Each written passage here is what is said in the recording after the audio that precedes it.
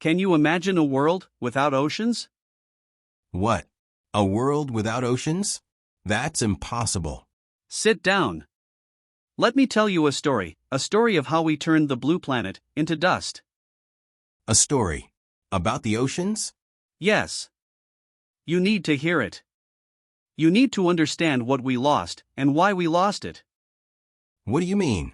How can an ocean disappear? Think of it. Well, not exactly. But let's say Earth has a strange way of losing things when we're not paying attention. So where did all the water go? Aliens? Or did the moon get thirsty? Ah, the moon. I knew you'd blame him. No, this is about science, not sci-fi. Imagine, as temperatures rise, oceans start evaporating faster than clouds can bring the water back. Over time, rivers dry up, rain stops, and eventually, poof. No more oceans. So you're saying we didn't notice millions of liters of water just floating away into space? Pretty much. It's called atmospheric escape.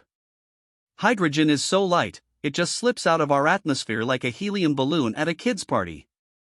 So Earth is basically leaking. Leaking, boiling, call it what you like. Without oceans, the whole planet turns into one giant desert with mood swings. Alright, let's not blame aliens or the moon for this one. The truth is much simpler and much uglier. Have you ever wondered what we used to dump into the oceans?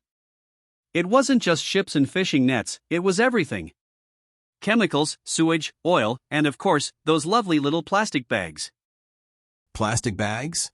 You're telling me the oceans choked on grocery bags? Not just grocery bags. Every year, we threw in over 8 million tons of plastic waste. Bottles, straws, packaging, you name it. It got so bad we created giant garbage patches. The Great Pacific Garbage Patch was twice the size of Texas. Twice the size of Texas? That's not a patch, that's a continent. Exactly. We weren't just dumping trash. We were poisoning marine life. Microplastics got into fish, turtles strangled on six-pack rings, and whales washed up with stomachs full of plastic. We called the ocean a resource, but treated it like a landfill. So, the plastic didn't just float there forever, did it? Oh yes. By the end, each of us was probably a walking microplastic factory. The irony? We polluted the oceans so much that even their ability to clean themselves collapsed. Wait, what do you mean by that? Oceans can clean themselves. They used to. Currents moved nutrients and oxygen around like giant conveyor belts. Mangroves filtered toxins. Coral reefs absorbed wave energy and supported life. But as we destroyed these systems, cut down mangroves, bleached corals, the oceans lost their resilience. So it wasn't one big mistake, it was 1,000 small ones every single day. Exactly. It wasn't some giant meteor or alien invasion. Nope, it was us. Slow and steady, like termites nibbling on the foundations of our own house. So we didn't sink the ship with one big hole, we poked it full of tiny little leaks until it went down. Perfect analogy.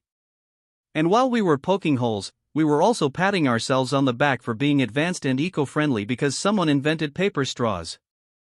Oh yeah, those soggy straws that fell apart after 3 sips. Totally saved the whales. Spoiler alert, the whales didn't get the memo. They were too busy choking on plastic shopping bags. So let me get this straight, we dumped so much junk into the ocean that it couldn't cope anymore. Pretty much. The ocean was like that friend who keeps cleaning up after a messy roommate until one day they just snap and move out. Except in this case, the ocean didn't move out. Think about it, for centuries, the oceans were swallowing everything we threw at them: oil spills the size of countries, entire fishing nets lost at sea, toxic waste barrels that we pretended didn't exist. It absorbed our mess, buffered our storms, cooled our atmosphere. It was the overworked janitor of the planet, and we never even said thank you. Instead, we kept handing it more garbage, more heat, more problems, until it collapsed under the weight of our progress. Collapsed? You make it sound like the ocean had a nervous breakdown. That's one way to put it. Picture this: the current slowed down, the coral reefs bleached and crumbled, fish stocks crashed, and microplastics filled every corner of the deep sea. It wasn't just a nervous breakdown, it was full organ failure. We didn't notice it at first.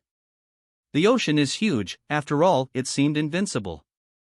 But the signs were there: rising sea temperatures, dead zones where nothing could live, whales washing up with stomachs full of plastic bags. By the time we realized the patient was critical, we were already watching the life support monitor flatline. You know, the funny thing is, the ocean didn't ask for much. It didn't want us to invent magical technologies or colonize Mars to save it. It just needed us to stop treating it like a trash can with fish in it. So you're saying the solution wasn't building giant machines to clean it, but just not making it filthy in the first place. Exactly. Prevention was always better than cure. Stop dumping plastics, stop overfishing, stop pouring fertilizers and chemicals into rivers that end up in the sea. That alone would have given the ocean a fighting chance to heal itself. You see, oceans are natural engineers. Coral reefs rebuild themselves if we leave them alone. Mangroves regrow and filter toxins from water. Even the great ocean currents can restore balance if we don't keep messing with the climate. So you're saying the ocean has its own immune system? Exactly. And we've been the virus. But here's the twist: unlike a real virus, we have a brain. We can choose to stop. Imagine if we banned single-use plastics worldwide, enforced sustainable fishing limits, and created massive marine reserves where nature could recover. Sounds great, but let me guess, we didn't do any of that. We tried, a little. Paper straws here, a beach cleanup there. But it's like trying to stop a flood with a teaspoon. What we needed was global commitment: governments, industries, communities all pulling in the same direction. And most importantly, we needed to remember one simple truth: the ocean doesn't belong to us. We belong to it. So, the real question is, if we had that chance again, would we be smart enough to take it? That's the million-dollar question, isn't it? So, that's the story of how we almost turned our blue planet into a giant dry rock. Maybe it's too late for us in this version of the world, but for you listening, it's not. Remember, the ocean doesn't need us to save it. It just needs us to stop destroying it.